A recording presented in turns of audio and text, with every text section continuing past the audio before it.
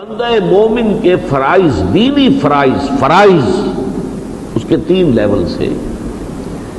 Number 1 یہ کہ وہ خود اللہ کا بندہ بنے، اللہ کے احکام کی فرما برداری کرے۔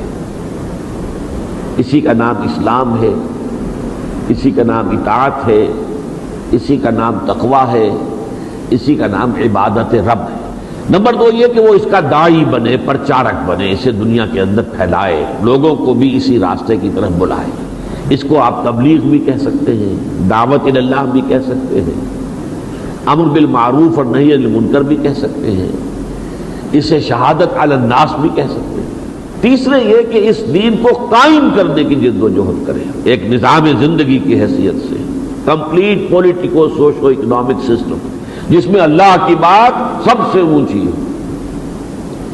اسے تکبیر رب بھی کہتے ہیں، اقامت دین بھی کہتے ہیں، اعلاء کلمۃ اللہ بھی کہتے ہیں، اظہار دین الحق بھی کہتے ہیں، لتکون کلمۃ اللہ العلیٰ لیکون الدین کلہ للہ، نظام خلافت بھی کہتے ہیں۔